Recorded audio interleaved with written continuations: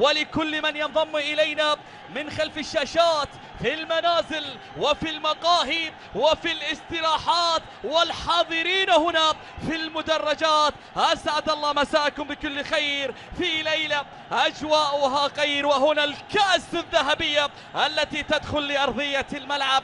لمن ستكون في هذا المساء؟ لمن ستكون في هذه الليلة الأجوائها فرح وسرور وعرس كروي كبير على مستوى الصغار والناشئين، نهائي آسيوي بنكهة خليجية من أجل هذه الكأس الذهبية، من أجل هذا الكأس الذهبية وسط هذه الأجواء النارية هنالك في المدرجات.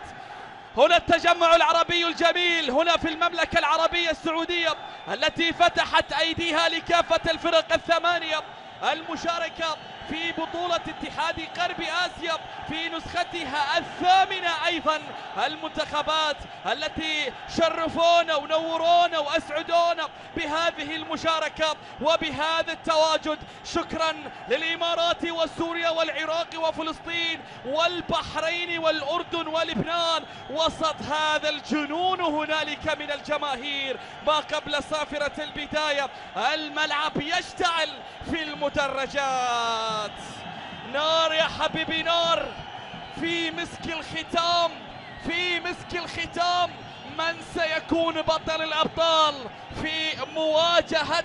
في مواجهة من العيار الثقيل وسط هذا الحضور الجماهيري، نظرا لما قدمه المنتخبان الأفضل فنيا عناصريا في هذا المشوار. صقور الخضر منتخبنا الوطني من أمام أشبال سباق المنتخب اليمني اللي خلف الجمهور اليوم، ولدينا خلف الجماهير التي تزحف لأرضية الملعب خلف منتخبها الوطني اليمني في ملعب وفي استضافة ملعب استاد الأمير محمد بن فهد هنا على أرضية هذا الملعب بالدمام. يصل المنتخبان إلى هذا النهائي الحلم الذي وصلوا إليه بكل جدارة واستحقاق الفريقين الأقوى والأبرز لما يمتلكان من أسماء ومواهب صغيرة السن كبيرة العطاء، تبشر بمستقبل أكثر إشراقا وقوة للفريق الأول.